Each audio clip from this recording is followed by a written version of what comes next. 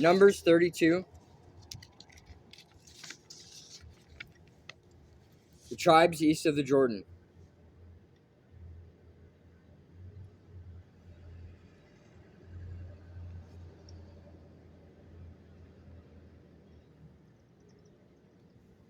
The tribes of Reuben and Gad owned vast numbers of livestock, so when they saw that the land of Jazer and Gilead were ideally suited for their flocks and herds, they came to Moses, Eleazar the priest, and the other leaders of the community.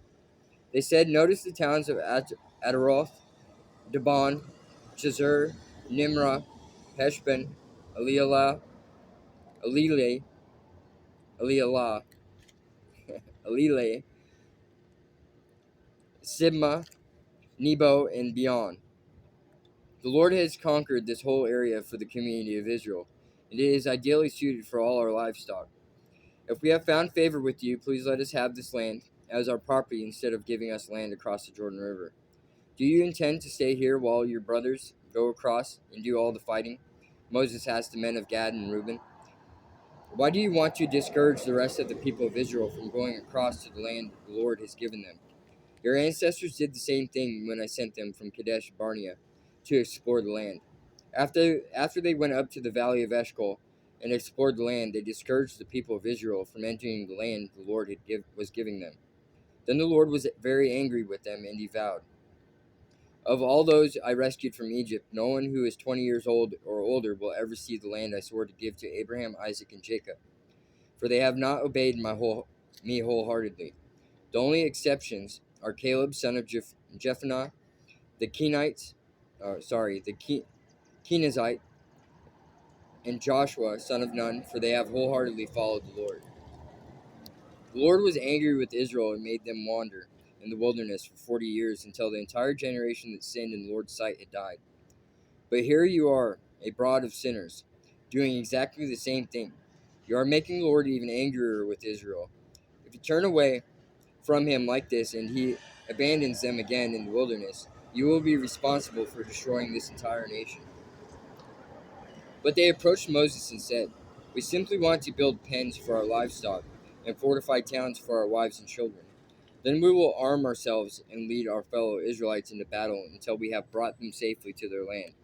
Meanwhile, our families will stay in the fortified towns we build here, so they will be safe from any attacks by the local people.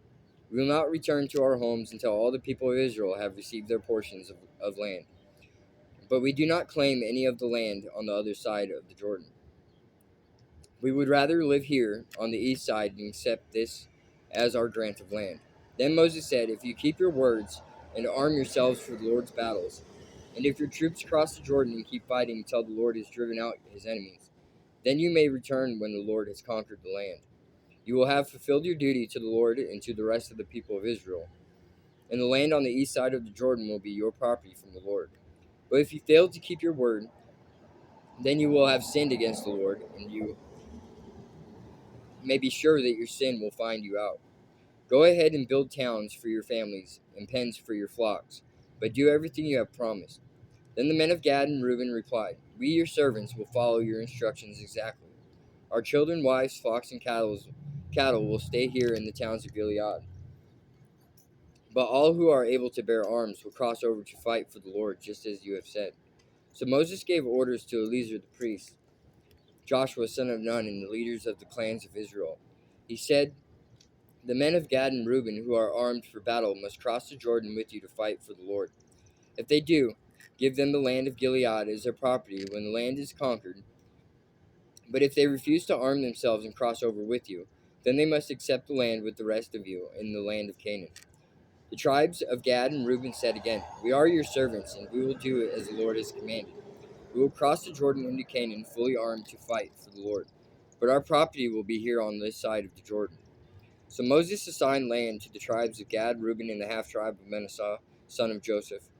He gave them the territory of King Sihon of the Amorites and the land of King Og of Bashan, the whole land with its cities and surrounding lands.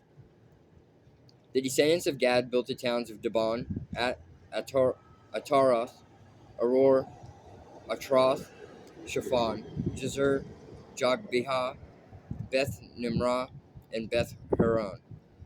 These were all fortified towns with pens for their flocks. The descendants of Reuben built the towns of Heshbon, Elialah, Kiriathaim, Nebo, Baal Meon, and Sibmah. They changed the names of some of the towns they conquered and rebuilt. Then the descendants of Machir of the tribe of Manasseh went to Gilead and conquered it, and they drove out the Amorites living there. So Moses gave Gilead to the Machirites, descendants of Manasseh, and they settled there. The people of Jair, another clan of the tribe of Manasseh, captured many of the towns of Gilead and changed the name of that region to the towns of Jair. Meanwhile, a man named Nobah captured the town of Kanath and its surrounding villages, and he renamed that area Nobah after himself.